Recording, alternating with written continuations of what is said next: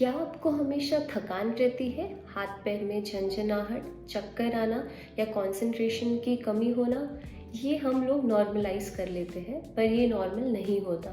कभी कभी ये विटामिन B12 की डेफिशिएंसी के कारण भी हो सकता है। आज हम इस वीडियो में यही जानेंगे B12 डेफिशिएंसी के कॉजेस, सिम्टम्स और अगर हम इसे इग्नोर करेंगे तो इससे हमारे बॉडी पे क्या हार्मफुल इफ़ेक्ट्स हो सकते हैं।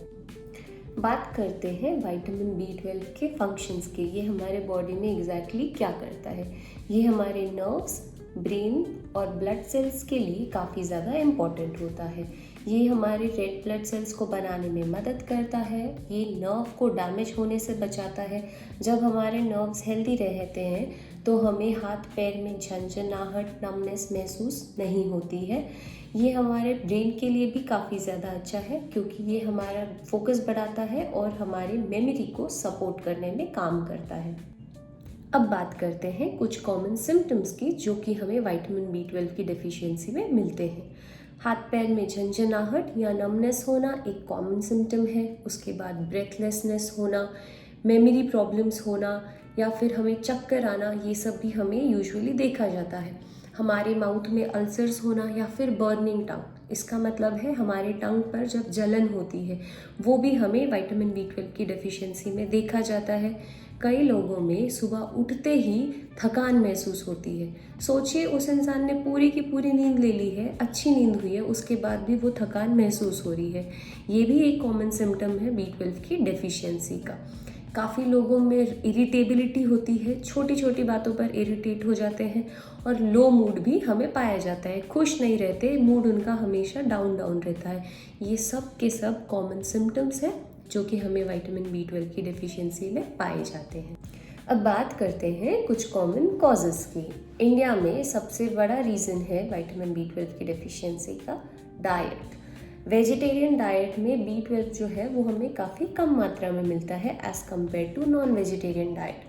पर वेजिटेरियन होने का मतलब आप अनहेल्दी हो, ऐसा बिल्कुल भी नहीं है। जस्ट वन थिंग कि जो B12 के सोर्सेज है वो थोड़े से लिमिटेड होते हैं। इन लिमिटेड सोर्सेज में भी हमें थोड़ा बहुत जो है दूध, दही, पनीर या फिर कुछ फोर्टिफाइड फूड्स होते हैं उनमें से थोड़े बहुत मात्रा में मिल जाता है। सेकेंड इम्पॉर्टेंट रीज़न है अब्जॉर्प्शन। विटामिन B12 का जो अब्जॉर्प्शन है वो बॉडी में कम होता है। कभी कभी हम सप्लीमेंट्स, फूड्स हर तरीके से प्रोवाइड तो कर देते हैं बॉडी को, लेकिन हमारी बॉडी विटामिन B12 को अब्जॉर्ब ही नहीं कर पाती।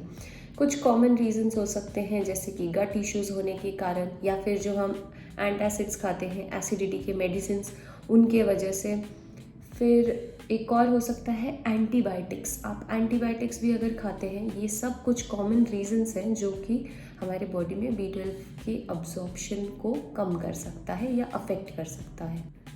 अब बात करते हैं अगर हम इसी तरह से इग्नोर करते रहे तो लॉन्ग टर्म में हमें इससे क्या क्या नुकसान हो सकते हैं। अगर हमारे बॉडी में विटामिन B12 की डेफिशिएंसी काफ़ी लंबे समय से है तो हमें परमानेंट नर्व डैमेज हो सकता है। उसके बाद बैलेंस करने में इश्यूज आ सकते हैं, हमें चलने में दिक्कत हो सकती है, हमारे मूड्स जो है वो काफ़ी ज़्यादा एल्टर हो सकते हैं, मतलब हमारा बार बार मूड ख़राब होता जा रहा है, वो भी हमें देखने को मिल सकता है। और तो और टाइम के साथ साथ नर्व डैमेज जो है वो बढ़ सकता है। उसकी जो रिकवरी है वो आपकी स्लो डाउन हो सकती है। कई केसेस में टिंगलिंग जो होता है वो परमानेंट हो सकता है अगर हमारा ट्रीटमेंट लेट हुआ हो तो। इसीलिए B12 की डेफिशिएंसी को बिल्कुल भी लाइटली नहीं लेना चाहिए। अब बात करते हैं सप्लीमेंट्स के कन्फ्यूजन की। काफ़ी लोग बिना कोई टेस्ट किए डायरेक्टली सप्लीमेंट्स ले लेते हैं। ये जानना काफ़ी ज़रूरी है कि हर किसी को इंजेक्शन की ज़रूरत नहीं होती है। हर किसी पेशेंट में टैबलेट काफ़ी हो, इनफ हो, ये भी ज़रूरी नहीं है। ये सब चीज़ें किस पे डिपेंड करती हैं? हमारे बॉडी के सिम्टम्स पे, हमारे B12 की बॉडी में अब्जॉर्प्शन के ऊपर, ऑल्सो हमारे बॉडी में B12 का लेवल क्या है। इसलिए बिना टेस्ट किए कोई भी डायरेक्टली इंजेक्शन, टैबलेट या सप्लीमेंट लेना गलत है। हमें ऐसा खुद से नहीं करना चाहिए। अब देखते हैं कि हमें करना क्या चाहिए। अगर आपके सिम्टम्स बार बार रिपीट हो रहे हैं तो आपने जाकर ब्लड टेस्ट करना है, उसमें आपके B12 के लेवल को चेक करना है। आपके गट के लिए एक बैलेंस डाइट काफ़ी ज़रूरी है, आपके गट हेल्थ को इम्प्रूव करना काफ़ी ज़रूरी है। एक करेक्ट प्रॉपर सप्लीमेंटेशन लेना आपके लिए सबसे ज़्यादा इम्पॉर्टेंट है। इन सब चीज़ों पर आप फोकस करिए, आप ऑटोमेटिकली आपको काफ़ी ज़्यादा हद तक इम्प्रूवमेंट्स नज़र आएंगे। सिर्फ वीकनेस को नॉर्मल बोलकर आप इस पूरी डेफिशिएंसी को नॉर्मलाइज ना करें।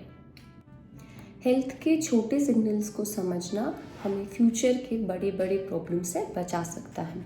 आपकी बॉडी जो बोल रही है, जो बता रही है, उसे सुनना समझना काफ़ी ज़्यादा ज़रूरी है।